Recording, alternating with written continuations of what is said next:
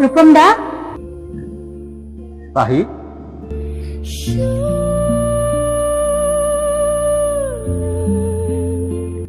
মই কিয় মাতিছিলে মোক? কিয় মাতিছিলো মানে কি হৈছে তোমাৰ? কালিৰ পৰা মই তোমাক ইমানকৈ ফোন কৰি আছো, কিন্তু তুমি এবাৰো ফোনটো ৰিচিভ নকৰিলা। মোৰ কিমান বেয়া লাগিছে তুমি ভাবি চাইছানে? মই ঠিকেই আছো দেহা, তোমাৰ কেনেকুৱা? আৰু কালিৰ বাবে চৰি, মই অলপ বিজি আছিলো। ৰক্ষা, মই আৰু তোমাৰ কিবা হোৱা বুলিহে ভাবিছিলো। মই ভালেই আছো দিয়া। ইয়াত কি কৰি আছা তুমি? কি কৰি থাকিম আৰু, তোমাৰ কথাই ভাবি ভাবি ইয়াত বহি আছো। কিবা খালানে? নাই খোৱা। কিয় নাই খোৱা? নাই, এনেই খাব ইচ্ছা যোৱা নাই। বাকী কালি কিয় ইমান ফোন কৰি আছিলা? আৰু এদিন কথা নাপাতোতেই মেছেজত যে ইমান ট্ৰেজেডি ফালি আছিলা, কিয়? নাই, এনেই তোমাৰ কথা বৰকৈ মনত পৰিছিল কাৰণেহে মই তোমাক ফোন কৰি আছিলোঁ। বাকী তোমাৰ কিবা প্ৰব্লেম হ'লে মোক ক'বা, হেল্প কৰিবলৈ আছোঁ মই। একো প্ৰব্লেম হোৱা নাই দেহা, আৰু কিবা প্ৰব্লেম হ'লে তোমাক নকয় কাকনো ক'ম? তোমাক এটা কথা সুধোনে? কি কথা পাহি? মই যদি তোমাৰ পৰা আঁতৰি যাওঁ, থাকিব পাৰিবানে তুমি মোৰ অবিহনে? মই মৰি যাম, কিন্তু তুমি এইবোৰ কথা কিয় কৈ আছা? নাই, এনেই সুধিছোঁ। কথাটো কোৱাচোন, কিবা এটাতো নিশ্চয় হৈছে। সঁচাই কৈছো, এনেই সুধিছোঁ। আৰু তুমি মোৰ অবিহনে থাকিব পাৰিবানে? ময়ো মৰি যাম দেহা। বা, ইমান ভাল পোৱা নে মোক? মই তোমাক বহুত ভাল পাওঁ। মই তোমাক এৰি কেতিয়াও নাযাওঁ। ময়ো তোমাক কেতিয়াও এৰি নাযাওঁ পাহি। মই জানো। শুনা, মই এতিয়া যাওঁ, তুমি ভালকৈ থাকিবা। যাবা নেকি? পাহি, তুমি মোৰ কাষৰ পৰা আঁতৰি যাওঁ বুলি ক'লে মোৰ বুকুখন কিবা কাইতে বিন্ধা দি পিন্ধে, তুমি জানানে?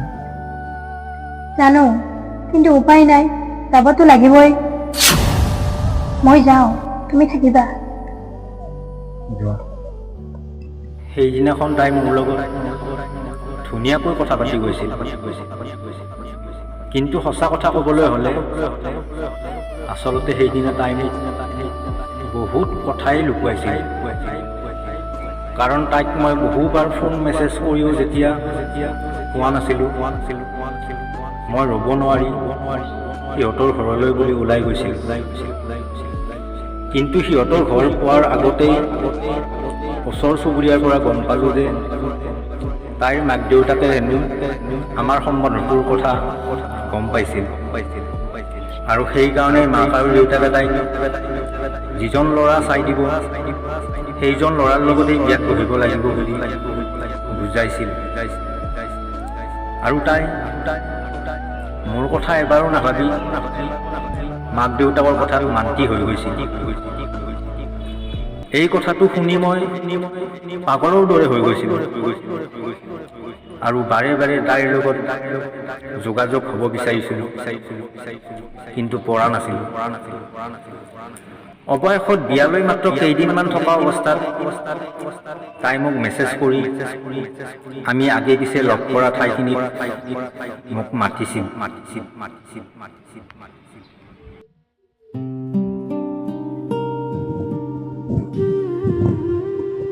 ৰূপম দা, পাহি, পাহি তোমাৰ কি হৈছে?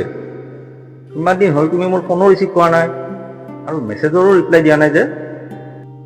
আৰু তোমালোকৰ ওচৰ চুবুৰীয়াৰ পৰা গম পালোঁ যে তোমাৰ হেনো বিয়া। এইবোৰ কি হৈ আছে পাহি? অঁ তুমি ঠিকেই শুনিছা।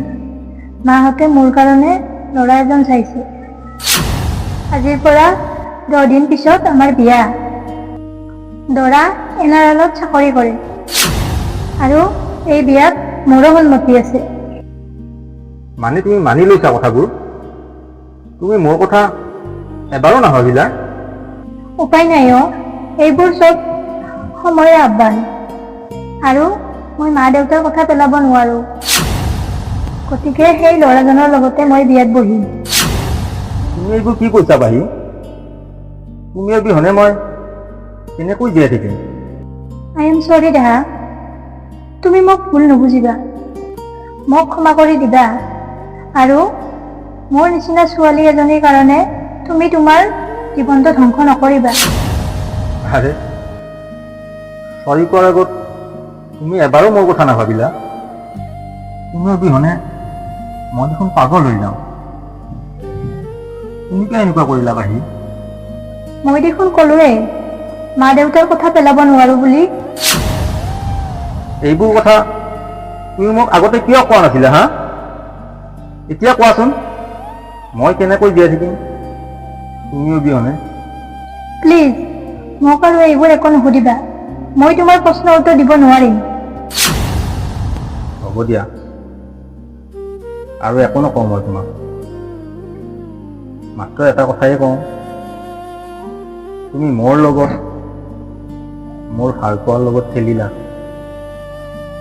মোক মিছা সপোন দেখুৱালা। গোটেই জীৱন মোৰ লগত থাকিম বুলি তুমি যি অভিনয় কৰিলা, সেই অভিনয় যেন আন কাৰো লগতেই নকৰা। মোৰ কাৰণে তুমি বহুত আঘাত পাইছা, সেইটো মই জানো ৰূপম দা। তাৰ কাৰণে আকৌ এবাৰ আই এম চৰি। মই যাওঁ এতিয়া দেহা, তুমি ভালকৈ থাকিবা আৰু পাৰিলে মোক তুমি পাহৰি যাবা। পাহি, তুমি মোৰ কপালত নাই সঁচা, হৃদয়ত কিন্তু সদায় থাকিবা। মোৰ সকলো সলনি হৈ গ'লেও তোমাৰ প্ৰতি ভাল পোৱা কিন্তু কেতিয়াও সলনি নহয়।